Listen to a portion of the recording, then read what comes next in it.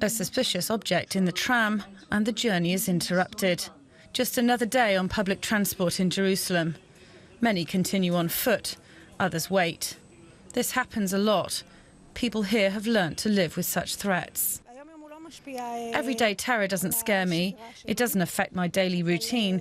But of course, when you hear about it in the media, sometimes it is difficult to cope. But it doesn't stress me out or create existential angst. People in Tel Aviv are like, oh, why are you, like, don't you feel unsafe in Jerusalem? And I'm like, well, people in America think that coming to Tel Aviv is just as unsafe as Jerusalem. It's all relative, I mean. Jaffa Street in West Jerusalem. It was a particular target of Palestinian attackers during the Second Intifada. Gil Kleiman was a bomb technician at the time, working for the Israeli police. He experienced dozens of attacks. His attitude has not changed. And we dealt with it by understanding that life must go on. That if a terror attack happens, you can't have 3 days of mourning for every terror attack.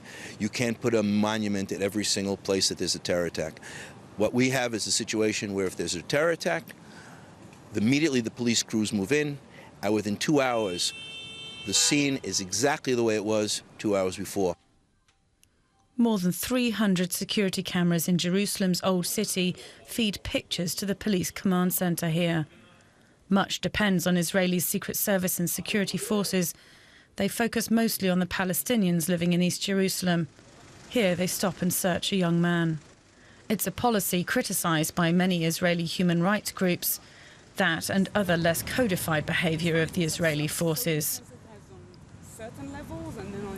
There are some policies taken by the Israeli authorities that even if they were actually promoting security, are illegal and therefore shouldn't be taken regardless. For example, punitive home demolitions. This is illegal regardless of whether it would have been effective or not in combating attacks against Israelis. Years of living under continual threat have made an extraordinary situation ordinary for many Israelis.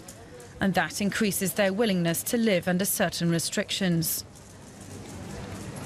We do see certain impacts on Israelis' perceptions of civil rights, for example, because much more than Europeans and Americans, Israelis are ready to give up on certain civil liberties in favor of increasing their level of security. Security measures are everywhere. This is the normality in Israel. In front of public buildings, in supermarkets, bags and people are checked, always. And yet 100% security isn't possible, even here, even like this.